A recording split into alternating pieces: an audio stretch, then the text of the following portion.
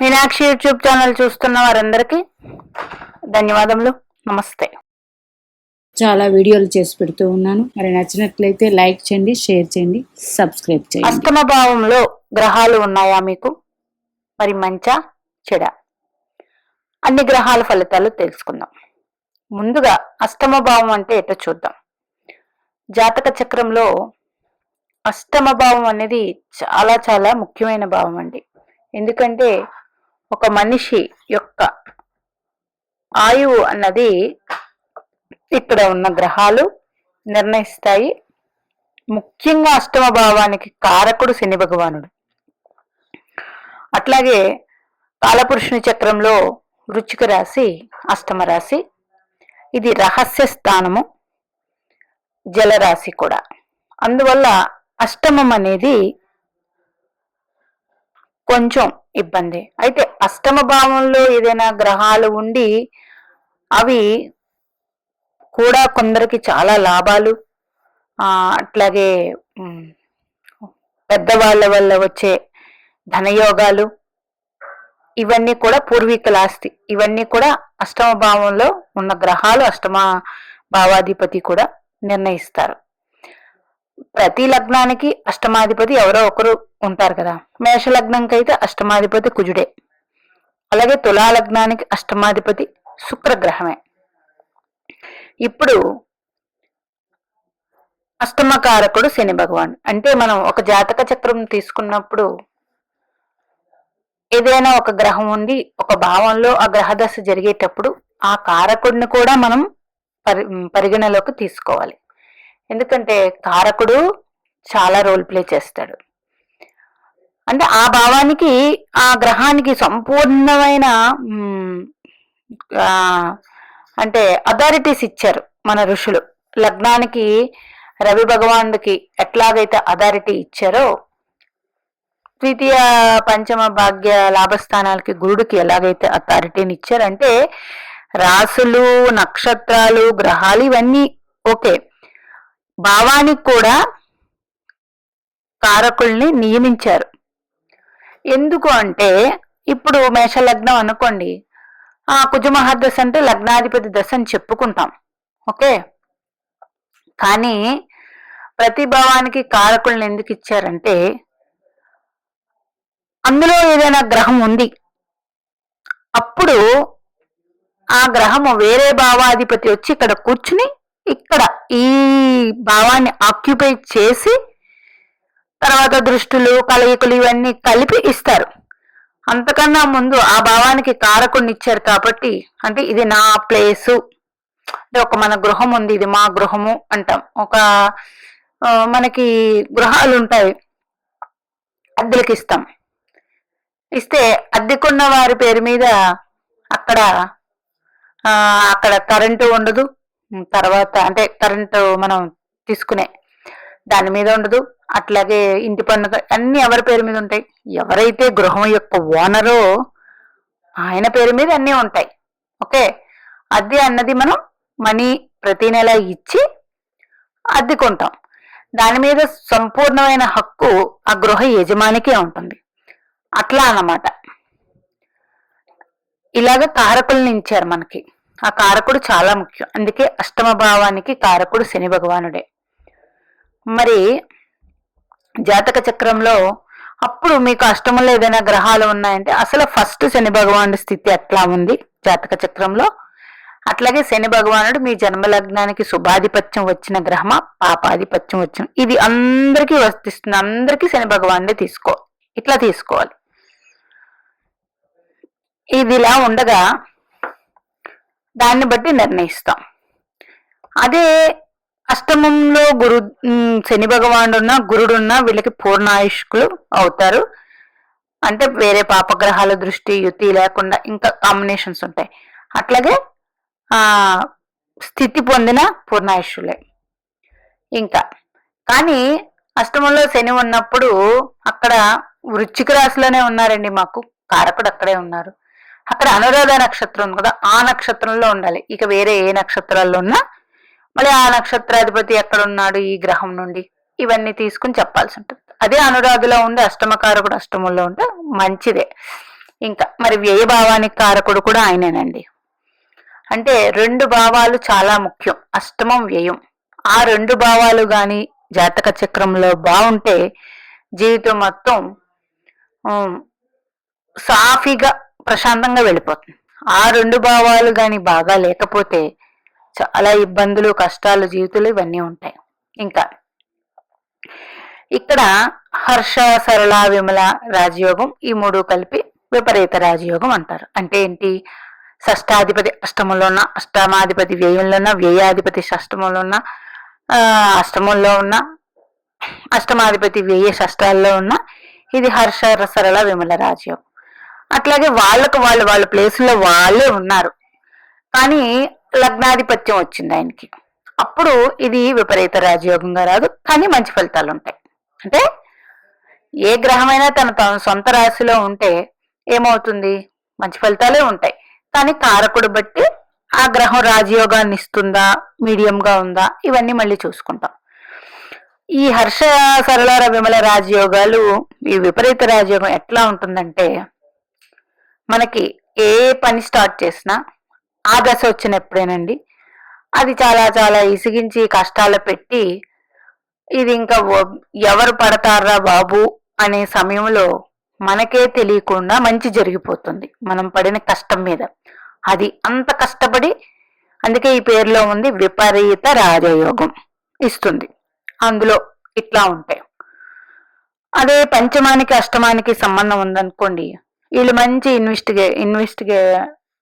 Investigators అవుతారు. ఎందుకు? పంచమం అంటే ఏంటి? జ్ఞానం. ఆ జ్ఞానం వచ్చి అష్టమంలో ఉంటే ఆటోమేటిక్గా ప్రతిదీ పరిశీలించి ఆలోచించడం, చూడడం, ఇవన్నీ ఉంటాయి వాళ్ళకి. ఇలాంటి వాళ్ళకి ఏంటి, డిటెక్టివ్ అంటే సిబిఐ, ఇట్లా కొన్ని వృత్తుల వారికి చాలా బాగుంటుంది. ఇంకా అష్టమంలో రాహువు, చంద్రుడు, రాహువు, రవి, కేతువు, రవి ఇట్లా ఉన్నప్పుడు కొంచెం మంచిది కాదు. ఏ విషయాల్లో? బాడీ పరంగా, మనస్సు పరంగా. అది అంత మంచి కాంబినేషన్ అసలు కానే కాదు. అలా ఉన్న వాళ్ళు జాగ్రత్తగా ఉండాలి. ఓకే.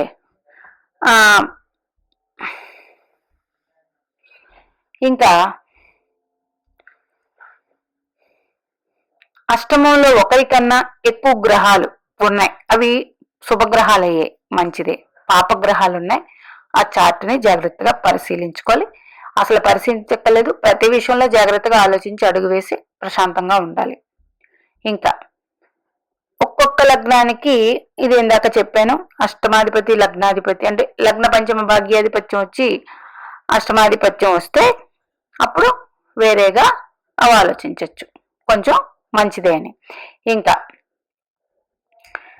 అన్ని గ్రహాలు స్థితి ఎలా ఉందో చూస్తాం. మీకు అక్కడ గ్రహం లేదనుకోండి, మీరు అసలు అష్టమంలో గాని, వ్యయంలో గాని, షష్ఠ స్థానంలో గాని గ్రహాలే లేవు, 100% ఇది మంచి జాతకం. గ్రహాలే చూడట్లేదు ఆ స్థానాల్ని, ఇంకా మంచి జాతకం. అంటే కష్టపెట్టే స్థానాల్లో గ్రహాలు లేవు, ఆ స్థానాన్ని ఏ గ్రహము చూడట్లేదు అన్నప్పుడు చాలా మంచి యోగం ఉండేది. అది తక్కువగా ఉంటుందంటే అందరికీ ఉండదు. ఇంకా రవి ఉంటే ఎట్లాగా? మరి ఇక్కడ కారకుడు శనిని చెప్పుకున్నాం, అంటే రవి శనులకి పడుతుందా? పాడదు. రవి అంటే ఏంటి? ప్రకాశవంతం, వెలుగు. మరి అష్టమం అంటే ఏంటి? చీకటి, అంటే ఒక అండర్ గ్రౌండ్. అంటే చీకట్లో రవి ఉండడం అనేది ప్రకాశంగానే ఉంటది. వారికి కన్నా ఎదుటి వాళ్ళకి ఇది ఉపయోగం బాగా పడుతుంది. వీళ్ళు ఇచ్చే సలహాలు ఏంటి, ఇవన్నీ కూడా వాళ్ళు ధైర్యంగా ఉండరు, ఏదో ఒక విషయంలో భయపడుతూ ఉంటారు. ఎందుకు? ఆత్మకారకుడు, అట్లాగే లగ్నకారకుడు కాబట్టి. లగ్నాధిపతి అష్టమంలో ఉండడం, రవి అష్టమంలో ఉండడం మంచిది కాదు. తర్వాత కాలపురుషుని చక్రంలో పంచమాధిపతి. పంచమం అంటే ఏంటి? మనకి పిల్లలు, అంటే ఆ పిల్లల వల్ల మనం కొంచెం సుఖం అనుభవించకపోవడం. ఇంకా ధైర్యం తక్కువ ఉంటుంది, ఆరోగ్యం ఎప్పుడు కూడా ఏదో ఒక రకంగా బాధ పెడుతూ ఉంటుంది. అష్టమంలో రవి ఉన్న వాళ్ళు ఆరోగ్య విషయం ఎప్పటికప్పుడు జాగ్రత్తగా పరిశీలించుకోండి. కళ్ళకి సంబంధించిన వ్యాధులు అవన్నీ ఉంటాయి. ఇంకా ఇలా చెప్పపోతే ఇంకా అష్టమంలో రవి అనేది అంత మంచిది కాదు. ఉపాయం నేను చాలా వీడియోల్లో చెప్తాను. సూర్యారాధన, అష్టమంలో రవి ఉన్నప్పుడు నటరాజ స్వామి స్తోత్రం ఎక్కువ చదువుకుంటే మంచిది. ఇంకా గవర్నమెంట్ ద్వారా కూడా ఇబ్బందులు ఉంటాయి. ఎందుకు? ఆయన రవి కదా గ్రహాలకు రాజు. మరి చంద్రుడు ఉన్నాడు. చంద్రుడు ఆ శుక్లపక్ష పంచమ నుంచి కృష్ణపక్ష పంచమి వరకు పుట్టిన వాళ్ళకి చంద్రబలం బాగానే ఉంటుంది, పర్వాలేదు. కాకపోతే ఒరిజినల్ గా వృశ్చిక రాశిలో చంద్రుడు నీచపడతాడు. అంటే అష్టమంలో చంద్రుడు ఉండడం మంచిదా? అంత మంచిది కాదు. అదే పూర్ణచంద్రుడు అయితే కొన్ని విధాల మంచిది. పూర్ణచంద్రుడు కాకుండా అమావాస్య వీళ్ళిద్దరూ కలిసి ఉన్న రవిచంద్రులు ఇలా ఉంటే మాత్రం పిల్లల జాగ్రత్తగా ముందే చూపించుకొని జాగ్రత్తగా ఉండాలి. ఎందుకంటే మన ఆత్మకారకుడు మనకారకుడు రెండు దెబ్బతింటాయి. అట్లాగే బాలారిష్ట దోషాలు ఉంటాయి. అట్లాగే బాలారిష్ట దోషాలు ఉంటాయి. అట్లాగే చిన్నప్పుడు పుట్టగానే వీళ్ళకి ఆరోగ్య విషయం దోషాలు ఉంటాయి. వాటర్ రిలేటెడ్ ఆరోగ్య విషయంలో ఇబ్బందులు ఉంటాయి. మానసిక ప్రశాంతత తక్కువ ఉంటుంది, అల్పాయు ఉంటుంది. ఏది? పూర్ణచంద్రుడు కానప్పుడు. అలాగే ఫిట్స్ అట్లాంటివి ఉంటాయి కదా, అట్లాంటివి. ఫిట్స్ అంటే ఇక్కడ బుధుడు కూడా బాగోపోతే 100% కన్ఫర్మ్. అలాగే ఆరోగ్య రీక్ష ఎల్లప్పుడూ ఇబ్బంది పడుతుంటారు. ఇవన్నీ ఉంటాయి. అదే పూర్ణచంద్రుడు అయితే బుద్ధి బాగా పనిచేస్తుంది, మనసు, ఆలోచనలు ఇవన్నీ కూడా బాగానే ఉంటాయి. ఎందుకంటే రవి చంద్రులకి శని భగవానుడు ఇద్దరు మిత్రుడు కాదు, అక్కడ కారకుడు శని భగవానుడు అయ్యాడు. అక్కడ ఏ రాశి అయిందో అది పక్కన పెట్టండి. ఫస్ట్ కారకుడు, ఇంకా కుజుడు. మరి శని భగవానుడు కుజుడికి మిత్రుడు కాదు.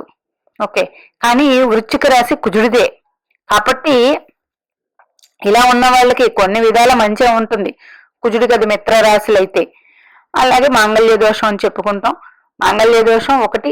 రెండవది భార్య అయితే భర్త మీద చలామణి చేస్తారు, భర్త అయితే భార్య మీద చలామణి చేస్తారు. నోరు ఎత్తనివ్వరు. ఫస్ట్ ఆఫ్ ఆల్ మాట్లాడితేనే వాళ్ళకి కోపం వచ్చేస్తుంది. ఇట్లా ఉంటుంది. తర్వాత డైజెస్టివ్ సిస్టమ్స్, పైల్స్, డైట్ సరిగ్గా లేకపోయినా ఇవన్నీ కూడా భార్యాభర్తల మీద మధ్య ప్రేమ తక్కువ ఉండడం, ఇవన్నీ అది సొంత రాశి స్వరాశి అయ్యి శుభగ్రహాల దృష్టి ఉంటే అది వేరే విషయం. కోపం ఎక్కువ, కోపంగా మాట్లాడేయడం ఇట్లాంటివన్నీ ఉంటాయి. భూమి భవనాల మీద లాభాలు అవన్నీ కొంచెం తక్కువే ఉంటాయి వీళ్ళకి. అంటే స్లోగా ఉంటుంది ఇంప్రూవ్మెంట్, అంతేమి ఫాస్ట్గా వీళ్ళకి ఆ విషయంలో కష్టమే.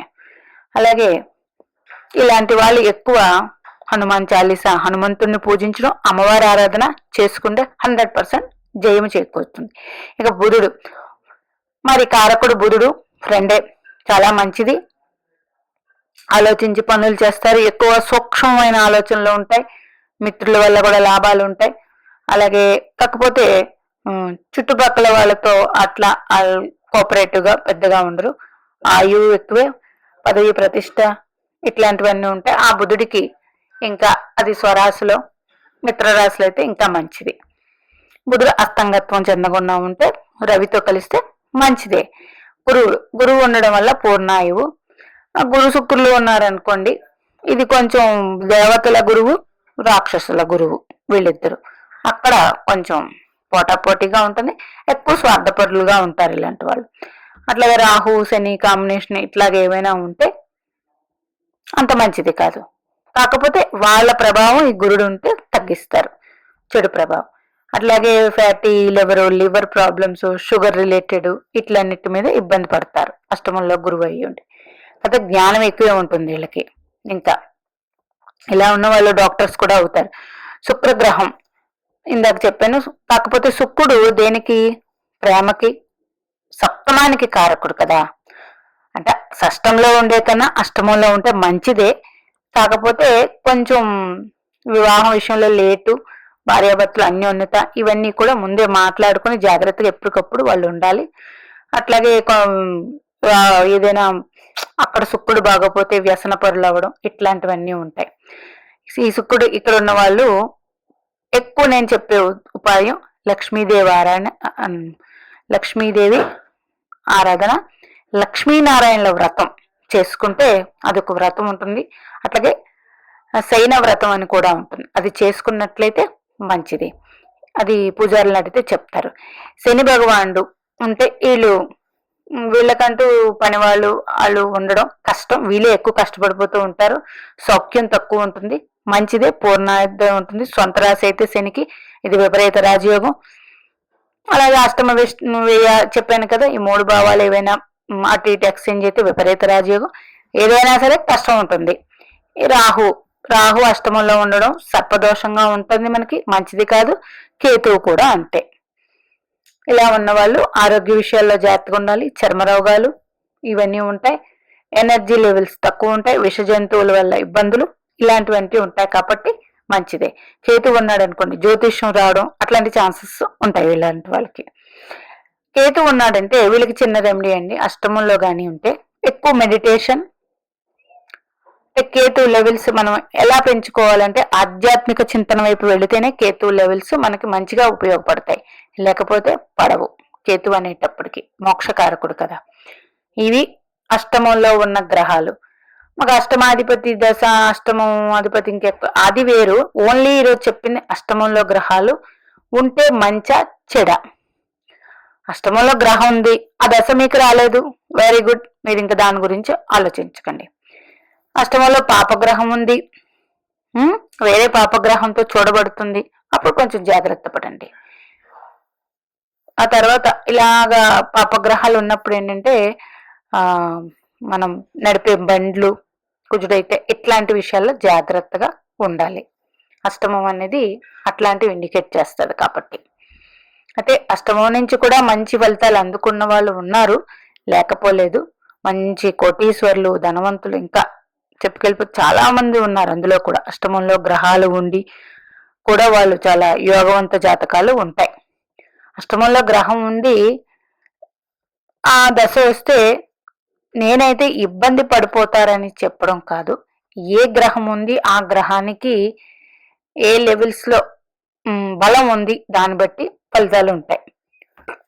మీనాక్షి దేవి ఆశీస్సులు మనందరి మీద ఉండాలని కోరుకుంటూ నమస్తే.